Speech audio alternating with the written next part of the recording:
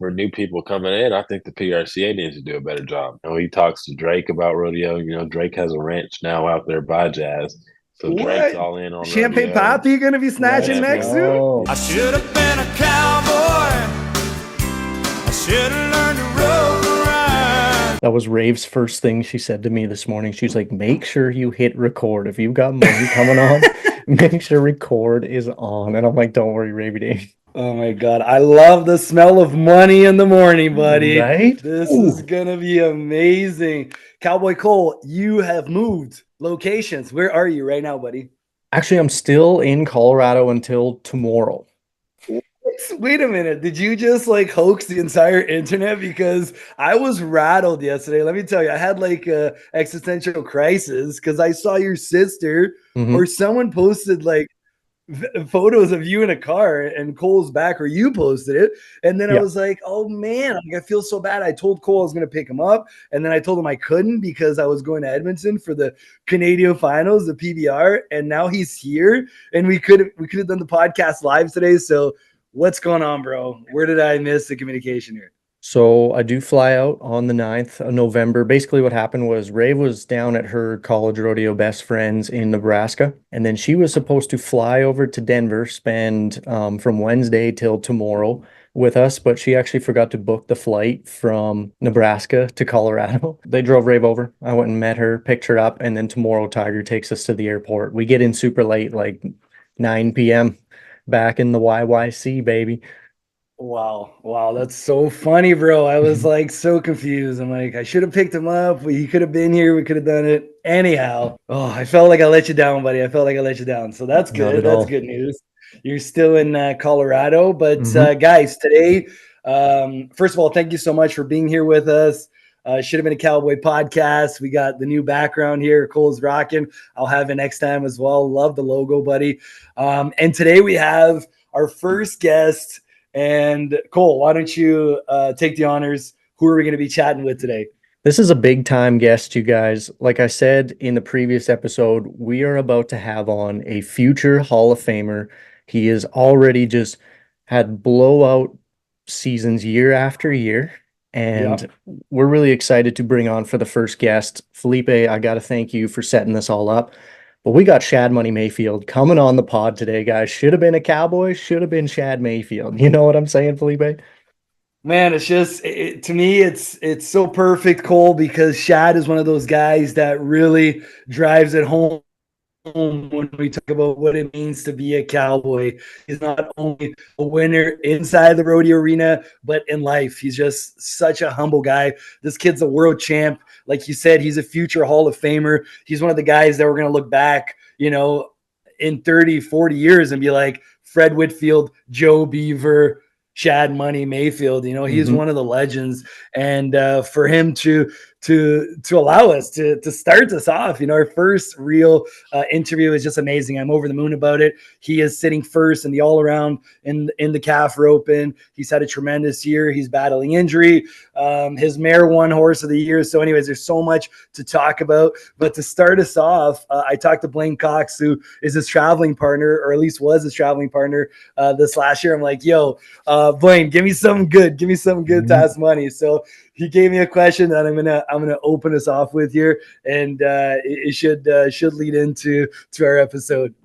Awesome. All right. Well, let's have Shad Money on. Shad, what up? You hear me? Yo, what's up, buddy? How are y'all doing? Good. How are you? Yo, when am I gonna get one of those hats, bro? That hat is fresh. Man, I got you. You send me your address, I'll send you both one. Heck yeah, that's a they're badass cool. hat. They're cool. Yeah, I gotta get one. God, if I get one of those hats, bro, I'll be roping in 6'1" man. That's why it's easy when you look like that in the morning, buddy. Thank you so much for taking time out of your busy schedule. You're at the Hondo, roping down in Arizona. That's kind of what I want to talk about to kick it off here. What an amazing stage for a rodeo athlete, and what a time to be a rodeo athlete. I was just talking to Cole. I don't know if it's the Yellowstone effect. I don't know what's happening, bro, but rodeo is exploding. Tell us about what it's been like to be a part of the inaugural Hondo. Yeah, it's been really cool to be part of this rodeo. There's so many bigger events coming up. We were at San Diego at the baseball field there in January, and now we're here at Chase Field. And, it's an unbelievable atmosphere. I mean, we're in a baseball field that usually seats so many people, and the top was they opened the roof up in that thing, so it was unbelievable to be able to be a part of it. But the payout's awesome, and I think just this is the first year having it. It's only going to go up from here. It's just going to grow next year and get better, so that's even better to see. But we're starting to see this type of stuff more and more, and I think it is the Yellowstone effect. Everybody sees it ever since Yellowstone come out. Being a cowboy was cool again. The Western culture was cool. You get all these people that are kind of joining in the Western culture, and it's just bringing it up so much. We've kind of been in a shadow for a long time, and now it's kind of being seen how cool and how touching it really is. Absolutely. And like, the kickoff at the San Pedro's Ball Diamond earlier this year was absolutely incredible, and the turnout was incredible too. Like, it just goes to show you that there's still so much support for what we do, what we're all about, and the way of the cowboy. And so the fact that they're adopting it and taking it over to Arizona to kick off again, that's pretty sweet. And it gives you guys another opportunity to, I think, of our Canadians. Our Canadian rodeo athletes are starting to get to a point to where they can legitimately rodeo for a living. Yeah, I mean, our season, it's shorter up at home, but it's opportunities like this that give you guys that extra push to put some money in your pocket and keep going down the road. Yeah, for sure. I mean, it's all about, the bigger payouts. This helps us a lot because people just don't see what we spend, every day to get up and down the road, the horses, the rigs, the fuel, all that type of stuff. So at least it'd be, awesome to be able to compete at a big payout like they have here in San Diego or here in Phoenix. But it's just like, for the person that wins the most money, they get a $50,000 bonus on top of what they win here. So stuff like that, it really makes the guy go out there and want to compete. Shad, I think you brought something up that's very interesting that I try to tell to people all the time that don't follow rodeo is that, you see the NFR, you see these big rodeos, you're making 50,000, 100,000, but they don't realize how much money you're spending to go down the road. First of all, this is a question. How do you do your taxes when you're a rodeo competitor? Like, how does that work? Who does your taxes? Does Money Mayfield put on his little glasses at the end of the season and do you do your own taxes? And number two, do you have an idea of how much money you spend in a season? Like, have you ever quantified that? Put it on paper? Well, with taxes and stuff, I have an accountant for all that, and she's really good. So I really don't understand taxes. When I won the American in 2020. And my mom says, we got to get an accountant so you don't pay taxes. I was like, why do I got to pay taxes? She's like, well, you got to pay the government. I was like, for what? I won this money. Why do I got to pay them? They were out there open, but my middle name is Money. I ain't paying nobody. But now I understand it a little more and understand, you got to kind of be on top of that type of stuff. That's why I keep an accountant. So if I put my glasses on and looked at it, I want to know what I would be doing. So, my accountant does a really good job. And good thing for rodeo cowboys, we got a lot of write-offs for sure. Absolutely. So that's the biggest thing about that is that we have a lot of write-offs. So, but another thing, is just kind of we spend so much money throughout the season. I mean, we travel probably 60 to 70,000 miles a year, gas and fuel prices and horse feed and buying new horses, vet bills. I mean, people don't really understand. Like I won 100 or 200, dang near $300,000 this year in PRCA regular season, and 200,000 of that, or at least 100,000 of that for sure, was on expenses just to get down the road, and that's having a great year, And I'm not.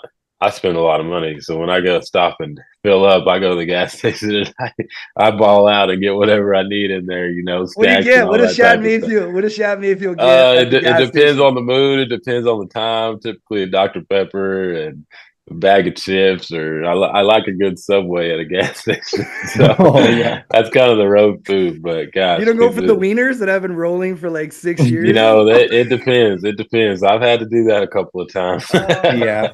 Yeah. Oh man, I could just imagine the smell in that Bloomer trailer after 4 or 5 of those gas station hot dogs. Oh, yeah, no, it's not. It's just sitting in the truck, sitting in that little Ford pickup. You're smelling it. A couple of guys in there. You guys are nuts. Let's not talk about smells here right now. It's early in the morning, folks. I haven't had breakfast yet. But Shad, we're going to talk about, your record year, $287,000 in the bank. Unbelievable. We're going to talk about your injury. I want to know, like, this has been the hardest year of your career so far. You start out maybe going to get surgery, not even having a year. And all of a sudden you start winning all these rodeos. You announce, this is my year. I'm not going to get surgery. I'm going to go after it. But before we get into all of that, I was talking to Blaine Cox this morning, and my good friend Blaine asked me to ask you a question about the time you tried to golf on your segway. Oh man, yeah. So I'm a Segway guy. I take my Segway everywhere. Everywhere Yeah. I go, my Segway goes. So That's when you've made it to Calgary. When you look off into the yeah, horizon and you see someone just leaning forward just a bit with that'd be no me. sound moving down. That'd be Shad's me. made it. So I decide, we go out here and go. We have a couple days off, and typically, we'll go out there to the golf course and do some golfing and mess around. And we don't take golf serious by no means. We're out there to have fun. So I had my Segway there, and I said, you know what, I'm gonna take my Segway out to the golf course today. So I get on a hole about, I'm having fun. It's pretty cool to be on your Segway. You don't have your golf cart. I just ride it right up to my ball and hit my ball and hop back on and take off. So we get to about hole 3, and I grabbed 2 clubs. I grabbed my putter, and I already had like another club in my hand, and I go up to the putt and I put my ball in, and then I get back on my hoverboard and I'm taking back off to the golf cart, and I had my clubs hanging down, and the end of my club got caught under in the wheel. So when it did, this hoverboard went up flying, and I went like my feet were straight up in the air and landed right on my back. Is that where the hip injury came from? No, it probably didn't help No. that. But yeah, Blaine was he was the only one to see it, and he was laughing his butt off. Oh, that's hilarious. Oh, well, unfortunately for you, an innocent bystander did have a video, so we're going to cue that up right now. Yeah, I hope we don't. Oh, no video, buddy. Oh, good. Shad, let's get into it here, man. Like, what an unbelievable season you've had, bro. Like, to go from injury to breaking the record, $287,000. That's insane to think about, how you're making that in the regular season. You're sitting first in the tie down. You're sitting first in the all around race. How did this happen? Like, how did this come to be? Did that injury push you to go further than you ever have? I know I've heard that you've been, speaking to Fred a bunch. He's a huge mentor of yours. Has that had something to do with it? What's this been all about? Yeah, I think when I found out about my hips and the injury and stuff, I think it kind of pushed me to go harder and pushed me to try harder, definitely. It was something that I thought, at first I took it like, gosh dang, 23 years old, I already need both my hips done, and it'd be something where I'd be out a year. I wasn't looking forward to that, but I wasn't ready to just go and do surgery because I just found out, about what was happening. I'd like to do some research, know about it, all that type of stuff. And at first, everything was happening fast. I said, I'll do the surgery, try to win as much money as I can this winter. That way I can still make the NFR, but come back at the end of the season. But then I talked to the surgeon. He said there'd be no way you could come back at the end of the season. So that's when I made the decision not to do the surgery, because I had freaking so much money on at the time. Why waste that? And I'm out here chasing Go Buckland. I'll sacrifice anything for that. But it just came to the point to where it was like you're just gonna have to kind of grit up. Like you got this, but you can't let it bother you. You can't let it get in your way. You're just gonna have to push a little harder, and that's what I did. But also hanging around, talking to Fred a lot. He's up my mental game so much. I'm so mentally tough that nobody could get in my head, or not even the fact of having to have surgery could get in my head. And that's why I think I came to what it did this season and dominated. The hips, it didn't stop me. It was just I was so mentally tough and so mentally prepared in so many ways. Nothing was getting in my way. And that's how you got to be on this road. That's the mentality that Fred and Cody used to have back in the day, just that mental toughness. And that's what I have now. And these other camp ropers, they don't understand what I have going on in my head. It's just I set a goal and I go out there and try to get it. Well, and it shows because Yeah, you man. got $286,000 one, and you got a pretty good spread on the number two man chasing you down. So, we're looking at a Shad Money with two bad hips. What's it going to be like when you do have the opportunity to get them worked on, get them fixed, and come back that much stronger, right? Yeah, so I think, holding off on the surgery was good because I got to do a lot more research on what I needed to do and what was the best way for me. And honestly, I tried, talked about doing injections and stuff like that. It's just type of stuff that puts a band-aid over it, but doesn't really heal it or anything in that type of way. So uh, over the summer, I kind of got a little worse, and I could definitely tell. The surgeon told me when I told him I was going to hold off, he said, "Yeah, we could just go through the season, try to do this stuff to maintain yourself right, and right before or right after the or before or after the NFR, do another MRI to see like, okay, did you get worse or did you not? That'd be able to tell like, do we need to do surgery or not? But I know I got way worse over the summer, so I don't even need to go do an MRI because I already know what it's going to say. But I looked up and had some good people. I'm after Phoenix here, I'm actually going to Tijuana to get stem cells in my hips, and I've heard a lot of really good things about that type of stuff, and that it's really good in like hips and shoulders, and that it could actually heal the problems that I have. And one day I'm definitely still going to have to, go in there and get my hips worked on. But, this is more of a band-aid that's putting on, the stem cells that could heal my torn labrums and stuff to make me really, feel good and be able to compete. And it's just something where I'd have to keep going back to Mexico to get them maintained and done. But it's something I'm willing to try first before just going into surgery. So no surgery or anything planned right now. It's basically just doing this and be off for a week and then get ready for NFR. And what's that like, Shad? What is the regimen to get ready for the NFR? Typically I just do a whole lot of roping, but I don't really practice anymore. If I practice or when I rope, that's when I hurt. So I mean, it's straight no practicing for me. When I need to, I'll go rope two or three just to kind of keep myself, tuned up. But mainly, it's just keeping my horses right and doing all the necessary needs I need to, like physical therapy and stuff like that, so that I'm feeling the best for when I go to the finals.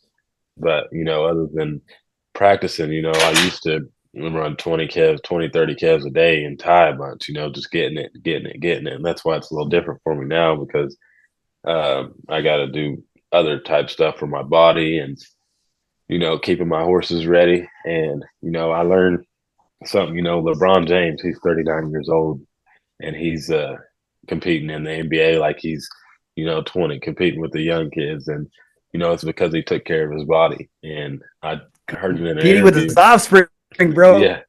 Yeah. I heard it in an interview and he said, I'm in better shape than any other player on the court in the NBA. He said, and until I see anybody that's in better shape than me, I'll retire. But he straight up said at 39 years old, he's in any better shape. And that's just because he does the proper needs to take care of his body. And that's what I'm looking for now in the future is taking care of my body because rodeo cowboys, you don't see that. You got to take care of your body to be able to last and perform because I still want to be competitive when I'm, 30, 35 years old, not just out here competing. I still want to be top of the game.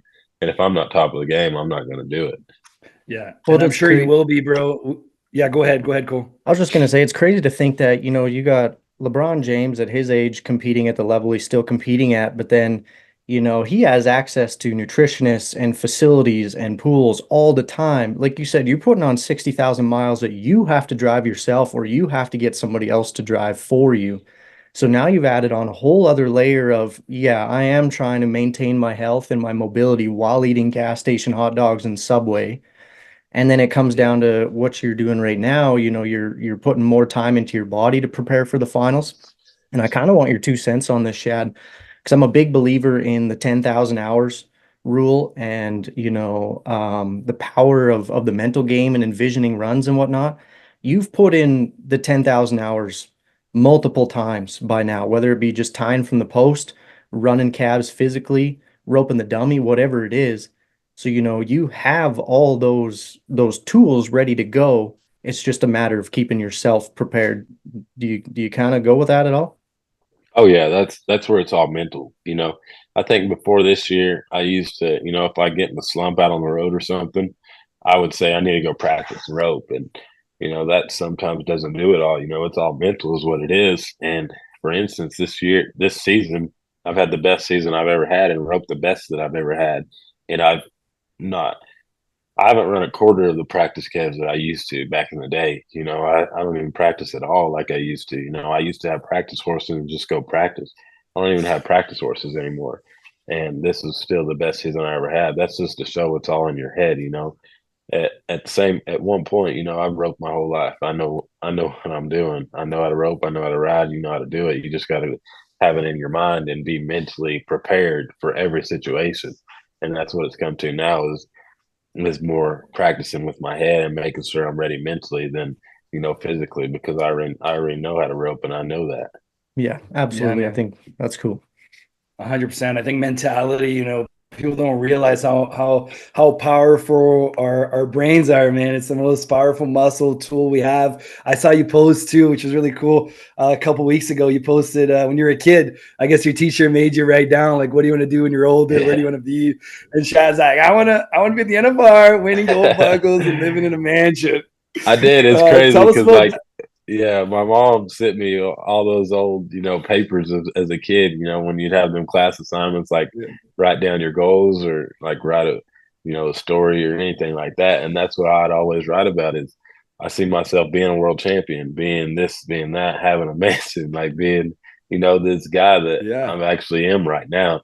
And the teachers would tell me, it's not all about that. La da da da da da da da. That's when I was like, that's kind of that saying now, like, don't listen to your teacher, But yeah, that was all, that shows, that's all I ever wanted as a kid. And, it's crazy because everything I wanted as a kid and dreamed about having is I have it now. But, it didn't just come. I had to work for it and I had to earn it. But I'm that type of kid that if I want something, I'm going to go out there and hustle and get it. I'm not just going to let it sit around and come because nothing's just going to come. You have to work for it. And that's what I've done, to get to where I am now.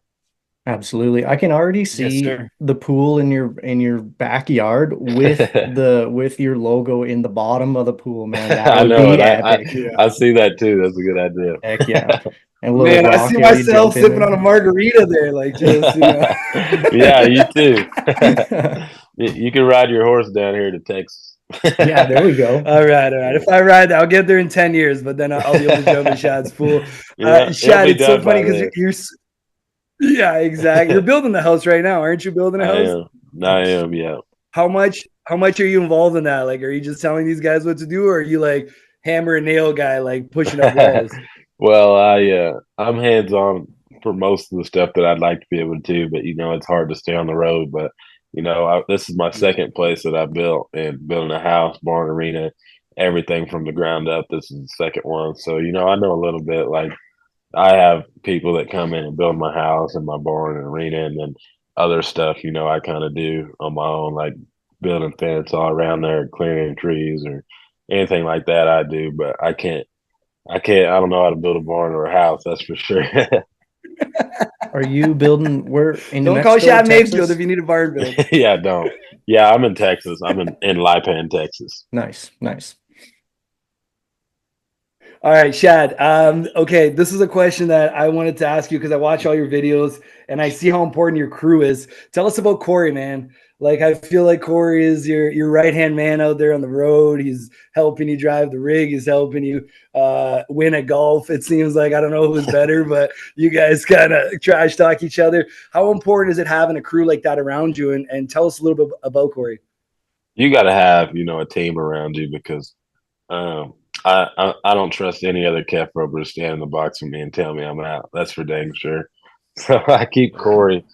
He's kind of my right hand man. He's drove for me for 3 years now, and we've come a long ways. He's like a brother to me, and when I back in the box to him, it's like he's back in the box. He loves his job. He loves what he's doing, and he's been just amazing part of my journey. He drives for me. He takes care of my horses. He's like, he knows me, and that's what I got to have in the rig with me to help me succeed. And especially this year, I wouldn't be where I am now without him in so many ways because I was getting to the point in pain that I couldn't sit in the pickup for a certain amount of time, I had to get out and get kind of spread out. So a lot of the times I'd ride in the trailer, and I wouldn't recommend it to people at home, but I get back and ride in the trailer. And Corey, he'd drive. He'd do, all the driving. And people know how many miles we go, all night drives, whatever. And he'd drive. He loves to drive. That's the thing. He loves to drive. So, if you love your job, you're going to do a good job at it. And that's what he did. He'd drive all night, get to a rodeo and set up pins and take care of the horses and everything. And I just have to get up and rope. It just made it so much easier on me. And even at home, he treats my horses like they're his own. Like when he's talking to people, like he'll say, "I got to go feed my horses. I got to wash my rig." Like he takes care of everything like it's his own, and that's what you got to have. And he just loves being out there, and that's what you got to have, someone like that with you with a positive mindset and stuff. And sometimes if I do bad, he gets more down than I do. Like I remember a couple of times at Sioux Falls in the first round, I didn't have a really good calf, but I didn't do my job. I could have did better on the calf I had, and he's just walking out, man. These calves, I draw a bad calf, just going off, and I'm like, man, it's all good. We still got to run 2 more. We got, he's that, like that's just how he is, and I love that. That's invested. That's Man, huge, that's an man. amazing. Yeah. Yeah, amazing person to have in your corner. I think rodeo is a team event, man. No matter what event you're in, tie down roping, you're by yourself, but you got a support crew behind you, and you got your horse. One time we talked about, you said, it's 70% horse, 30% human. I believe it. I totally agree with you. And you have some of the best horses in the game, whether we're talking Platinum, whether we're talking Lollipop, Rampage. I saw a photo of you on Brodock the other day. I want to ask you about that. What's happening there? But tell me about Lollipop winning horse of the year this year. The cool thing about it is that it's your fellow tie down ropers that vote, so to have the respect of the best calf ropers in the world, what a cherry on your cake of a year, to have that mare be the AQHA horse of the year. Yeah. Having the horse of the year, I think that's the biggest accomplishment I've ever put under there for myself. And Wow. Rampage, he's placed for horse of the year twice, but never got the horse of the year. And Yeah. to have Lollipop get that, it's special. Just to have 2 horses ever that's been in just the running for it. But story with Lollipop, it's a little different. I bought her last April, and she's actually been second place horse of the year before with the kid I bought her from, Andrew Burks. And he sold her, she wasn't working very good.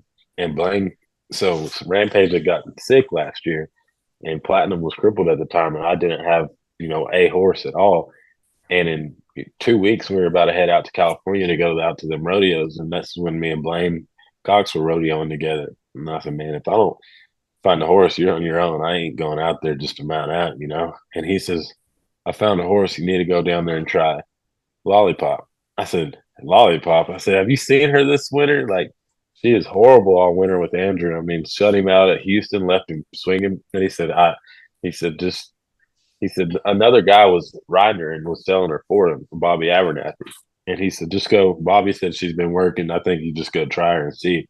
So I said, all right. So I drove down to Louisiana and ran probably 5 or 6 calves on her in the practice pen. And she is all right. And, I think today, like if I had horses and wasn't desperate, I wouldn't have bought her. But I was desperate. and so I said, all right, I'll buy her. And literally bought her, took her home.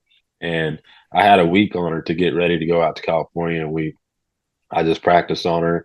I didn't know this mare at all, just barely knew anything about her. And then I took her out to California. The first rodeo I went to, she blew up in the box. Like, wouldn't even get in the corner. And I'm like, oh, crap, like, what did I get myself into here? And then we went to Red Bluff. I won the first round on her at Red Bluff. And I was like, all right, this will be all right. And then after that, didn't win anything. I mean, at Red Bluff, at Clovis, California, then we went to Guyman from there in a jackpot.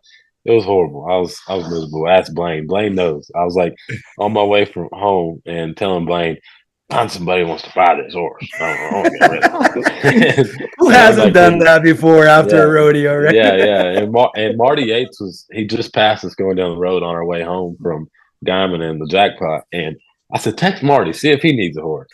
Blaine texted Marty. Marty didn't text back. That's how bad she was at the time. And so I was like, I still got to figure something out here because she's still all I got. And so I just went home, and she's a mare, so she's my first mare. And if anyone knows to have a mare, you got to really understand them and know how to treat them and stuff. So I remember when we got home, probably a week later, I took her to another jackpot down the road, and we're still trying to figure some stuff out. And I run like probably 5 calves on her in the jackpot. In the second calf, she did the same stuff in the box, blew up in the box, and Blaine was standing in the box with me. She knocked him down like it was. Nobody knows how bad it was. And that's why I was like, all right, this is it. So I just went back there and loped her and loped her and loped her and said, I got to figure you out. And then that's when I went home and just spent a lot of time riding her, and she got better and better every day with me and started trusting me. And I think that she wasn't really loving her job. She just was fed up with it. And, a horse got to love what they're doing. And Yes, sir. I took her out that summer. And, the first rodeo we went to out that summer was Reno, and I won Reno on her. I was like, all right, things are, kind of clicking. And then we had a really good summer. And then I actually bought another horse out there out on the road because I couldn't catch on Lollipop. So, I mean, like I said, we dang sure had our struggles our first year together. And then I bought another horse, and I started winning a bunch on that other horse, Harry. And that's the horse I won 2 calls and stuff on last year. And he was actually the horse I was going to ride out at the NFR last year and stuff. And he colicked really bad right before the finals and wasn't going to be good for the finals. So Lollipop was it. And so people had told me, the guy I bought her from told me that she doesn't work in the building. And I hadn't ever rode her in a building. When I got her, it was all outdoor summer rodeos. I was like, all right, we'll see. So I get her out to the finals, and round one, she's amazing. I'm like, wow, kind of surprised me. And all 10 nights was absolutely phenomenal. And that's when things kind of turned around for us. And that's when it just started clicking. And this year, I think to win horse of the year, it's a horse that's got to go all year. And she went from the first rodeo to the last rodeo and won from Fort Worth, indoor arena, to Cheyenne, big outdoor arena, to Reno, to Puyallup. I mean, every type of setup I won on her. So that's why she won horse of the year, I believe. Yeah, I would say, hey, like that's what I love about the sport of rodeo too, is everywhere you go is just so different setup wise. And trying to find a calf horse that you can win on consistently at the level you go is already so difficult. And then, to go through those trials and tribulations with her, come back, have her work in a building, have her working in all kinds of setups like that. And it goes to show you how hard these horses are to find when you have a guy like yourself before the finals and you're kind of stuck with riding this lollipop horse that you don't have full trust in quite yet. That shows you the horsepower, eh? Going. Oh yeah, it does. And she was a lot of my success this year for sure. Like I said, when I backed in the box on her, I had so much confidence that I was going to win. And that's how I am every time. My loop's so good on her. We just fit each other. And I rode Rampage, and people always talk about how good of a horse he was, and that he was one of the best going. And I'm like, well, you have no idea how Lollipop feels, because I'd leave Rampage at home all day to ride Lollipop. I mean, that's just how cool she is, and she just had such a big motor on her that it's like cheating. She's racehorse bred, literally. So Oh yeah, it's nice. awesome, and you got to have the horsepower. If you don't have the horsepower, you're not going to be there to compete like that. And like the top 2 guys in the world standings, me and Haven, we have the best horses going. Haven has phenomenal Yes, horses. sir. He won second place horse of the year. And the only difference that mine won horse of the year and his didn't was because I rode my horse at more places. But they're right there together as two. If they give 2 first places, mine and Haven's are 2 first place horses. And Haven has 2 horses that are right there together. And that's why you see us, right there at the top, because the horses separate, the difference in that, because everybody ropes good. But if you have that, partner under you, it's going to be another difference for the standings. 100%. But I think it's interesting what you said as well, that you didn't click with her right away. You know what I mean? How many people would have just been like next horse, next horse? And I think it's not only about having the horsepower, it's about being a horseman as well. That's why I love calf roping so much. You really have to connect with that animal. You got to understand that animal. Every horse is different. Mares are tough. One day they love you, the next day they want to kill you. Just like our past girlfriends. But it's all about having that patience. And you've awarded me two of the greatest moments in rodeo within the past 12 months. The first was watching you put up a 6-1 at the NFR. I want you to talk about that for us, even though it didn't end up sticking, but who cares? You just revolutionized the game at that point, like 6.1. What did that feel like? You see Haven go out there, breaks the record. He's 6.4. What's going through your mind? Just, break that moment down. Yeah, I still think I ruined Haven's night, but well, you didn't ruin my night. I'll tell you that much. Yeah, I never had a down moment that night. The calf got up, but it never affected me. I still seen that I was 6.1 seconds. The only difference was my calf, sat there and dangster and tried to tie and got up. But take it back to the start of the night. Me and the kid that was out there helping me, another buddy of mine, Dylan, we were riding to Thomas and Mack. Literally, I'm not kidding you, it was this exact night. And he said, "You think a 5's possible in here?" I said, "Heck no, 5 ain't possible." He said, "What about a short 6?" I said, "Not even a short 6. I'd say probably 6'3" or 6'4 is possible." I said, "But not." And we talked about that.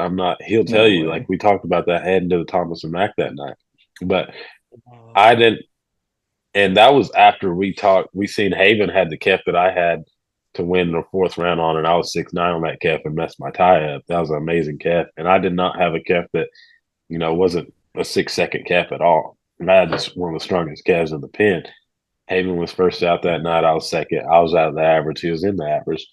And he came out and first out, and Dangster stung the crowd 6.4 seconds to a record that was like Garrett since like 2003, I guess, since Cody O. But I'd also tied that record, the year before.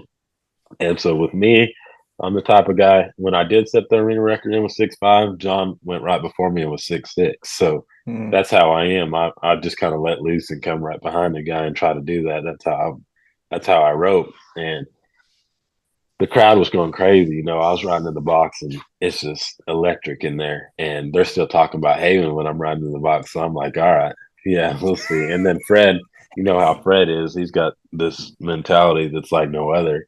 He was back there in the tunnel with me as I was riding, and he said, "All right, you could be 6'3" easy. Go do it." And when I backed in there, I had it in me to go beat 6'4". I knew I was going to do it. I knew, I was like, this crowd's pumped up now. Well, watch this. And that's how I am. And everything happened, and I get off that calf at 6.1, and I'm like, it's like, what just happened? Went from arena record being 6'5" to 6'4", and me being 6'1" and beating it by 0.3 of a second like that. And on a calf that's not supposed to be tied in 6. I'm like stunned. But nobody knows how loud it was in Thomas and Mack, and I guarantee it, anyone will tell you, I don't think it's ever been that loud in Thomas and Mack. Ever. I've never heard it. I've never heard it that loud. Ever. And this calf, the ground's rumbling, everything's rumbling. And you're just like, shh. Yeah, I was like, y'all gotta be quiet. I need 6 seconds here, please. And I think it was like 3.8 or 4 seconds, until that calf. But like he dangster, when it got loud, he dangster tried to tie. And I could have put 2 reps on that calf and been 6'3", 6'4". Yeah, but I was in a gambling moment, and in the moment right there to be 6'1", and I wouldn't take that back for anything. And 6'1" is still 6'1". My calf tried to tie, Haven's didn't. But to go back and watch the look on Haven's face, I was like, "Ooh, kind of ruined the night tonight." But that was honestly. ESPN needs to do a 30. What is it, 30 by 30 or whatever? Yeah, you're telling me this, and I'm imagining like Fred's there, like, oh my god, this is so good. And what happens next? Like, you leave that arena. Like, do you feel like you can fly? Do you feel like you can cure cancer? Like, what's going through your mind? Yeah. And what happens to that calf? What happens to the calf? Tell us after. Yeah, the calf got up, but you couldn't tell me that calf got up. I mean, we were pumped up. I just lost $30,000 just like that. But we're Yeah. still out there like, gosh, dang, we just revolutionized the sport, Yeah. showed what it could be. And I felt Yeah. like we brought back a whole new excitement to calf roping. Back in the day, you had Cody, Fred, Joe Beaver, Blair Burke. They were all that exciting crew that, everyone would get off their seats and want to watch. Mhm. Props to everybody else. But, when Cody and Fred back in the box, people were zoned in and ready to watch this. When they ride in the box, people would cheer and go crazy. I've watched enough finals to see that. And, props to everybody. But in all honesty, calf roping has been dry for a minute until Yeah. now, until me, Riley, Haven, John, Ty, we come to the scene. And it's like this whole new group of guys that battle it out and are so freaking competitive and shine the Yeah. sport in so many ways. It brings back, I want to watch the calf rope tonight. I want to watch the calf rope tonight. You got the Yes, best sir. battling out. And that's what came back.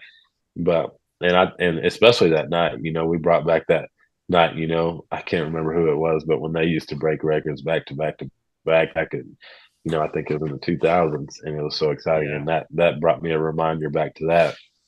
And that calf is now turned out of my pasture. She weighs probably Ah, sweet. 750, 800 pounds. And I said, I got to buy that calf after that. So That's awesome. That's cool. I thought I was gonna have this pulled up on the Zoom, and Felipe showed me this a couple weeks ago when we were talking about trying to Okay. get you on. And for whatever reason, I'm gonna throw it up on our YouTube channel. Should have been a Cowboy if you guys want to go check it out. But we stumbled across your TikTok comments on Yeah. a Bro, lot. I went down a deep, dark hole one night months ago. Like I go on your TikTok. I'm like, yo, money is blowing up on TikTok, bro. Million views here, 500,000 there. I'm like, damn. I'm like, let me see what these people are saying in the comment section, right? Oh dear. I'm gonna What's read Have a you he few ever got? off. have you I'm ever gonna, combed through your comment section, Chad? A few times. yeah. I could imagine what you were I'm gonna about to list bring off up. a couple, okay? There was a video of Shad running to one, turning him around, blitzing him on the ground, and some of the comments were, I'm trying to figure out where I can get me a baby calf suit. Oh, yeah. Does he take heifers too, or just baby cows? Because the best I can do Oh, is a fast trot. That girl Um, deserves a gold yeah, buckle, bro. no. That comment, I literally was Yeah. in my bed trying to sleep, dying, crying, tears are going down my Yeah, face. it gets literally, worse than that. one says suddenly identify as a calf. And man, I think this is so funny because like Calgary Stampede deals with a lot of flack from PETA So and much BS. Animal Humane and stuff like that. But then we see comments like this and people Yeah. just freaking love Cowboys. At the end of the Yeah, they day, do. they Like I love said, Cowboys.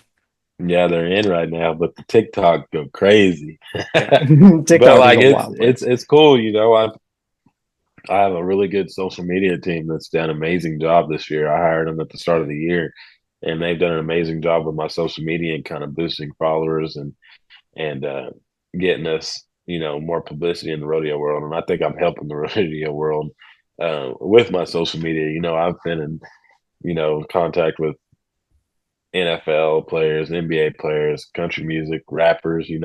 I've talked to all of them and kind of, grown relationships with all these actors and everything that want to come to rodeos and spend time at rodeos. So, Yeah. um, social media has grown. TikTok's blown up. Mhm. I'm Dankster trying to get, you know, a big following on TikTok and Instagram so people could really understand what we do. But, the girls go crazy, Calgary Yo, and everybody, trying to hide the Shad. calf, but it's like these girls are talking about wanting to Yeah, dress up as the they freaking calf. love it, dude. Wait, Yeah. but if this is what we're seeing in the comments, my question is, what is the craziest DM you've ever gotten from a lady? Oh, Yeah. It'd be something similar to that type of stuff. It'd be something similar, just a little more rated R because it's in the private section of Yeah, yeah. yeah, DM. We can yeah. imagine. We can Yeah, imagine. We you can can leave it there. imagine. But you're talking about hanging out with rappers and how about Jazz Prince, man? He's a Yeah. great guy. He's in. Like he's one of the biggest that we have, He's got Drake, he's got so many artists under him. And what is that like hanging out with him? And when did he start tie down roping? Like I follow him on Instagram. He follows me back. We chat once in a while. He loves the sport. Yeah, Jazz, he loves calf roping, loves it. He rides horses. He ropes calves. He's a big part of it. And Jazz, for people that don't know, he's a big time music producer. his dad's Jay Prince, a very very well known family in the in the hip hop community, and like Jazz, he found Drake and was Drake's right hand man, and Lil Wayne, he's one of the top of the chains in the hip hop industry, and everybody respects the Prince name, so that's Yeah. huge. And when I come on, I think it was three or 4 years ago when I got introduced to Jazz, come from a good friend of mine, Anthony Jordan, and Jazz has always kind of had horses and done all that, but he then wanted to be a calf roper, so he started roping a little bit and riding That was because horses a of lot. you? No, it come from Anthony Jordan. He started watching a whole bunch of calf roping, and then Jazz got in contact, DM me, and I DM him back like, yeah, man, let's rope. This is really That's cool. And then I awesome. started kind of researching, Jazz Prince, and you can listen to a lot of rap songs, and a lot of these rap songs of big time rappers, they mention Jay Prince and Yes, stuff, and sir. that's Jazz's dad. Hmm. And if you drive around Houston, they're very well known in Houston, and you bring up the Prince name, a lot of people respect that name. And just to have him, come in the rodeo world, and like he had a calf rope, and he put on his own calf rope the other day. And like Yeah. me and Jazz, we're really good friends now. We talk, every other week on the phone and stuff. And he's brought on so much to the to rodeo as well. He talks to Drake about rodeo. Drake has a ranch now out there by Jazz, so Drake's What? all in on Champagne rodeo. Pappy gonna be snatching Let's next Champagne, soon? go. yeah, What? Jazz introduces him, and he hangs out with Quavo, Slim Thug, all these big time rappers. Jazz is introducing to our culture, so that's That's huge, awesome. and people need to see. PRCA needs to get a hold of this, like get with Jazz. Like Jazz is doing big things. He had a little backyard open put on in a week and added a bunch of money and had all these people from Houston drive down to watch this thing. Like big time culture, people that have, big time opportunities, big time money to grow our sport. And Jazz has been doing that for us. So it's awesome. Yeah, man, Man, that's amazing. I think we're only stronger together. I think, unfortunately, our world sometimes, there's a lot of people that are like this, and they don't like to look, Yeah. outside of it. But you imagine the power a guy like Jazz, a guy like Drake has to just put the sport in front of people that may not know what it is, may not mhm. know the love that we have for these animals and the respect that we have for them, and stories like you guys that have come up. Your dad was an amazing tie down roper as well. We're in 43 minutes right now. How was your time? Are you in a rush, Shad, or No, I'm good. you're okay? I just Yes, want, sir. if we can, I'd really love to talk about your dad a bit, because your dad's an amazing guy. He's been an amazing ambassador for the sport of rodeo. He's won some big titles. Won Calgary 85 or 86, I think. Right. He won 85. Yep. 85. He won the Calgary Stampede. Tell me about what it was like growing up in that household, how having Sylvester as a dad, and the influence he had in your life. Yes, sir. My dad, he was one of the best kept ropers that ever do it. A lot of people might say, and he just didn't have the opportunities that I have now to be, you know, have all the back numbers and have the gold buckles and all that. My dad came from nothing, and before my dad, like there was nobody in his family that knew a thing about a horse, anything. And he grew up the hard way, right there in the hood of Clovis. And he got a job working there at the sale barn at the Clovis livestock auction in Clovis, New Mexico. And he'd ride the train. He lived right by the train station there. And he'd ride the train to the stockyards every day to go work at the stockyard. And he started liking horses. And after work, there was a lot of people that they'd ride around there that had horses and stuff. And I hear the story, he'd go that when this guy was gone or something, he'd go jump on his horse's bareback to ride him around the pen. And the guy caught him one time and said, "Hey, if you want to ride horses, like I'll give you a job, but you're just not going to come over here and just jump on them." And that's how my dad got started and got around all the right people. And like he is matching Roy Cooper at 14, 15 years old and beating him. So he come up, the hard way out of nothing, literally. And so my dad always wanted me to be better than he was. And so we were in the practice pen all the time. He gave me every opportunity to go out there and be great. He always kept horses under me and whatever it took. And he knew he'd already been out there and done that and knew how it was. So he wanted me, to be better than he was. And so he was pretty strict on me. And I had to deal with the hardness of it for sure, but today it was definitely worth it because it made me who I am. It made me, mentally tough. And my dad, he was the first African American calf roper to compete at the NFR, so he paved the way for so many other people, myself and a lot. And people don't really see that he did that. So he's amazing for sure back in his day. Wow, and That's even then amazing. moving forward too, sorry to cut you off, Felipe. I went to school in Hobbs at NMJC for those couple Yeah. years, and we would always load up a trailer full of us and some breakaway ropers, come to your dad's place for those nightly jackpots he'd put on. Like I remember roping under the lights and having Sylvester there running the chute and giving us young kids pointers as we're riding back up the arena, riding in the box, like just little things, right? Do this with your horse, keep your elbow up, stuff like that. Like it was an incredible impact on a lot of people. Oh yeah, yeah. We had the little weekly jackpots there at the house. I was too little to rope in them, but I was always running Thank around God being you would have took wild. all my money. I was running around being a A wild little baby kid. I beat know you, that. Cole. A baby beat Yeah, you. literally Yeah, just but another broke college kid. oh man. But my dad always had people around for me to rope with.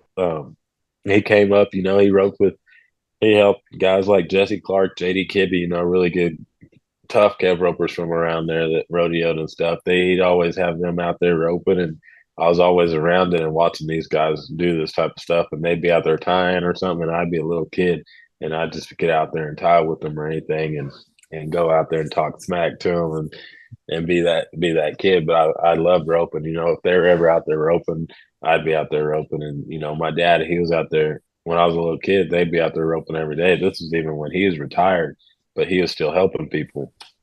And that's he always had really good horses, and people would stop in all the time and rope. And so I loved it from the start. What's your first memory of calf roping? I have a horrible memory. I don't remember much, but uh, How was your run last night at the Honda? yeah, The Honda. The what? yeah. No, I don't even Shad. remember This that. is That's so funny. All right, bro. What's something that I think about all the time, and you kind of mentioned it right there. Your dad came from nothing. It's so hard to hear those stories of people that come into our world that aren't born around horses, aren't born around money, because it takes a lot of money to start. Today, you have tons of sponsorships. You're winning, major rodeos, so you can get down the road. But when you're starting out, the reality is, if you don't have someone paying, the fuel at the end of the day, you're not going down the road. You don't get those opportunities. So your dad did it. How do you think we can bring new people into the sport? This is something for the sustainability of rodeo, to bring more African Americans, to bring more Brazilians, to bring more Latinos. How do we make rodeo more accessible for people that maybe aren't born into those families? Have you ever thought about that? And is that something you think about? Yeah, it is. It is hard. Like my dad. He had someone back him and get him started, which was my grandpa, my mom's dad. He helped my dad get going and stuff, and my dad, he helped me get going. But we also had another lady from back home that you know my first year rodeo, and my dad went with me because he didn't want me to get out there and become a regular wild cowboy, I guess. But he really did. We had a lady give us $10,000 and said, "Here, I'll help y'all. Go make the NFR."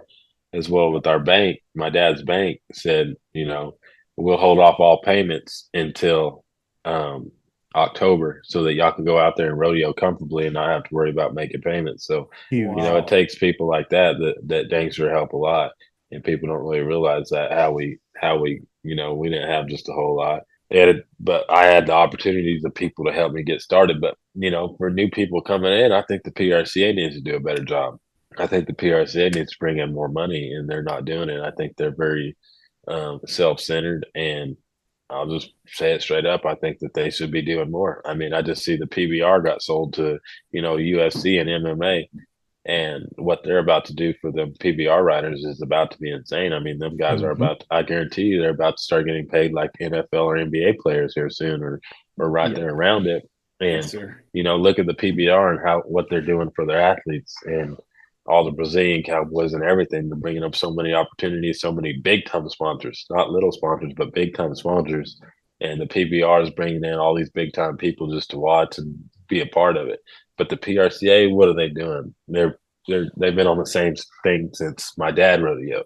Yeah. It's time for the PRCA to stand up and start doing more for us and bringing in more, because right now is the time to do it. This moment isn't going to last forever, that the Western culture is in like this, and they're going to have to seize the moment and take the opportunity and grow it like the PBR did. And they're just going to have to bring more money into it, to make it things are worth, someone to just go stop their job to just go rodeo or something like that. Yeah, Yeah, that's I so agree with true, that man. big time, man. PBR guys are about to be on contracts, like have some health benefits, have like get set up long term, right? Especially with them guys and their risk with concussion and everything. Like I chose a timed event because I like my noggin. But Yeah, I don't that's blame a you. that's a real deal for cowboys and like even horse trainers, everything, right? You reach a point to where you're a little too banged up to go ride 5 head a day, even if whatever it is. So yeah, I agree. There could be some big time steps made, but it's people like yourself that are talking about Yeah, it, doing great things on social media, right? Bringing that light, yeah. getting more eyes on athletes like yourself, on your fellow competitors, on the associations. So there's no telling where this could go. For Yeah, sure. man. And I think just if you are like an inspiration for so many young kids, that are looking up to you, just like Fred was for you and your dad and other guys. Like you're bringing the sport to a place like these. We joked about the girls commenting on TikTok and whatnot, but you're bringing fresh eyes, fresh people into the sport that we love so much, and that's only going to help with the sustainability. It's going to help bring money into it, sponsorship. It's going to help it, ensure that rodeo's here for a long time.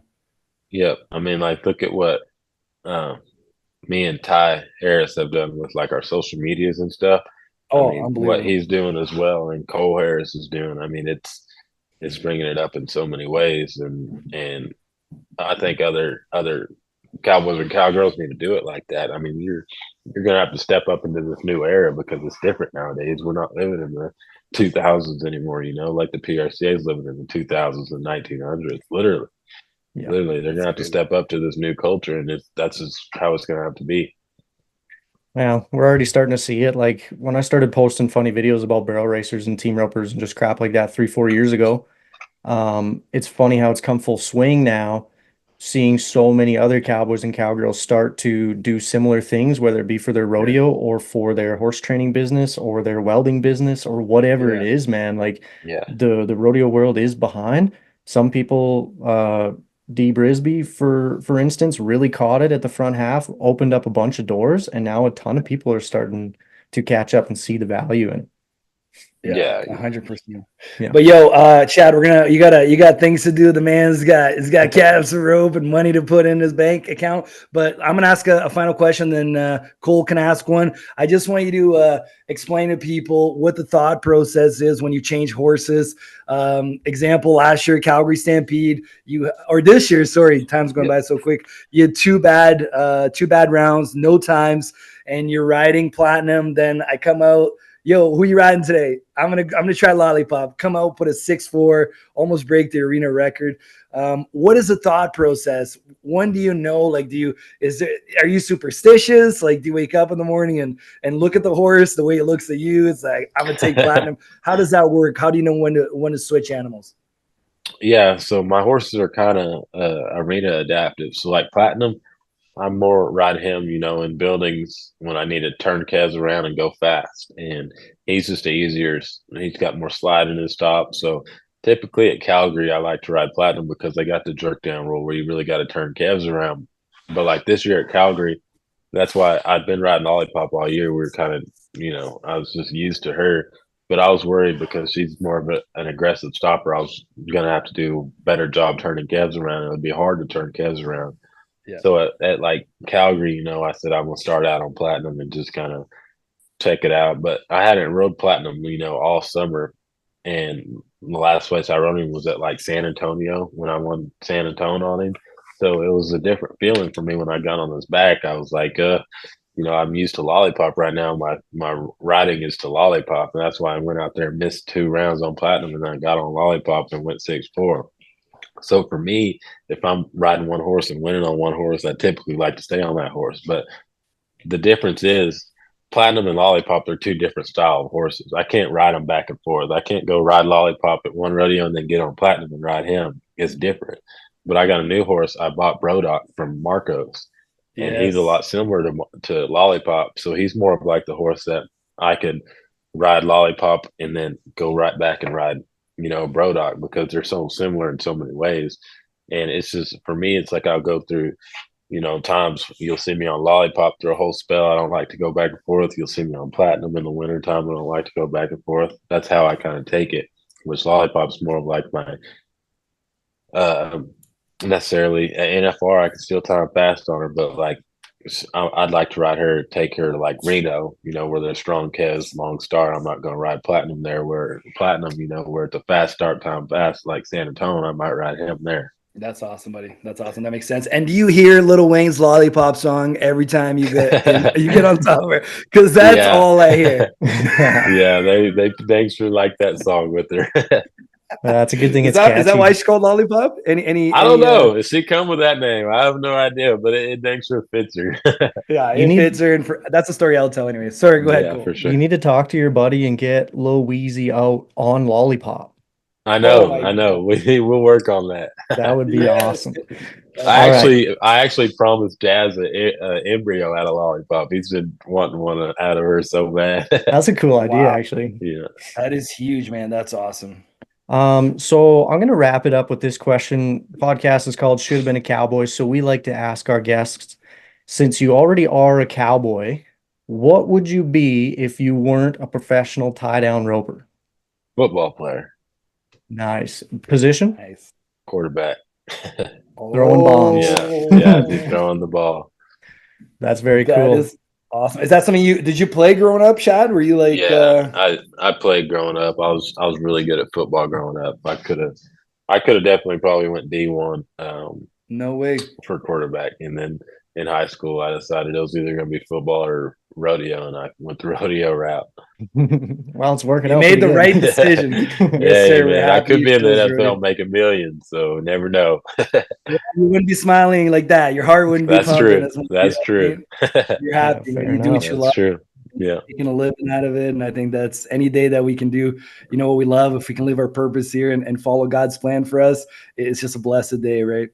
Absolutely. Right on. Well, thank you for giving us the time. We know you got things to do, hanging out in sunny Arizona. We wish you the best of luck at the Hondo Rodeo. Thank y'all for having me on. It was fun. I appreciate it. You got it. Thank you so much, Shad. All right. See you guys. See ya. All right. That was good, bro. That was freaking great, man. Shad Mayfield, guys. What an absolute legend. Stand-up guy. What a legend, bro. What an episode, too. There was so much in there. There's going to be controversy with the PRCA. Yeah. Like, that's going to be interesting. We're talking about the number one man in the game right now. Like, just telling it like it is, but a feeling that a lot of competitors, I think all the competitors have, you know what I mean? Yeah, like, I agree, man. If you were able to sit down a lot of them in a room, you would probably hear a lot of the same kind of stuff. And you'd probably hear a lot of really cool ideas and like solutions or things that they could start applying to I guess my biggest thing is like take care of your athletes first, at the end of the day.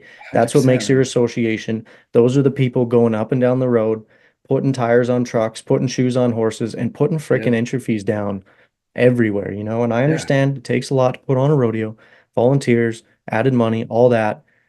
But like you're the PRCA. You're supposed to be, this is where everybody comes to test their salt and see what they're worth, right?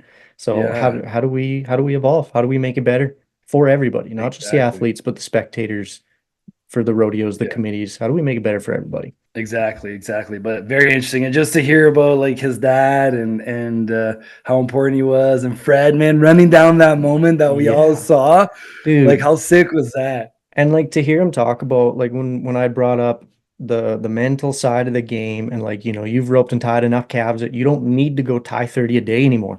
And then to be sitting in that alley, which I've heard is just so skinny and compact already. So then to have a legend like Fred, right? You hear the building, you just saw your number one competitor go 6'4", 6'3", and it's almost like he just plugged in the disc to be 6'1". He's like, oh, I can beat that. And then just like put that disc into the slot, backed in. And as soon as he nodded, man, it would have just been muscle memory. Like tip down throw, tight around the neck, inside. Like it would have just been insane. Man, His auto. yeah, and like just the thought process, like he rides into the box and they're still talking about Haven, like that in its own kind of pushed him as well. You know what I mean? Yeah, Like, oh, I'll yeah. show you. You guys are gonna talk about Haven Yeah, when you I'm thought back that into was the box. cool? Watch this, man. Like that Watch is this, literally the folks. mentality of a killer. Like that is And him and so his boy cool, dude. talking like as they're riding to the Thomas Mack, like talking Yeah, about like, can you be 5? Can you be 6? Like, yeah. man, that was really cool because I feel like that's gonna go down in rodeo history, bro. Like people are gonna be Hmm. talking about this in 50 years,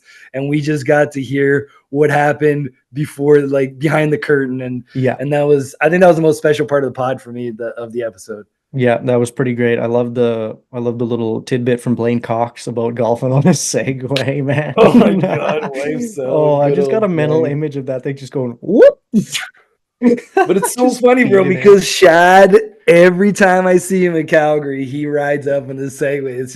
It's so funny, whether he's ponying lollipop or he's just swinging the rope around, like he's such a funny guy because he just does things that you wouldn't expect. But Well, what a and humble guy, good yeah. guy, amazing champion, like we said at the beginning, inside and outside the arena, has great ideas. It's connecting the rodeo world with people that would never be a part of our world if it wasn't for him. Hmm. So I'm just super excited for the future, what the future holds for Shad Mayfield. And is he going to be a 2-time world champion? We'll find out in a couple days here. We will. Do you want to do a quick prediction on how he makes out at the 2024 National Finals Rodeo, and then we can come back to it after the finals is all done? Yeah, I mean, I just from like just harding it, like in terms of Shad and Haven, like I think it's going to be one of them that's going to win it. I think Haven showed us last year that he is unbelievable in that building. Like he annihilated the record, like on Hmm. on 10 head. I forgot what it was,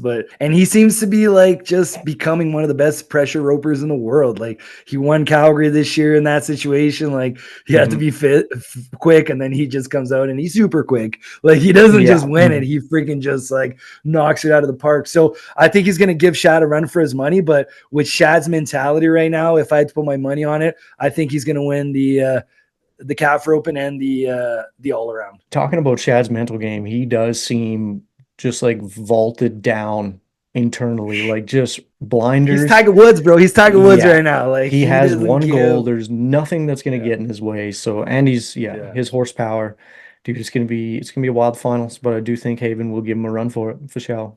Yeah, man, he definitely will. It's going to be a great finals. We got some exciting episodes coming up. We're going to be sitting Hmm. down with Josh Frost, who's going to be at another NFR, just an amazing guy as well. We got Kate Bruno with the flow coming up Yeah. as well. We're going to be talking to him. Casey Field, we're going to Hmm. be sitting down with him, just a legend, and so many other amazing Cowboys. So stay tuned for Should Have Been a Cowboy.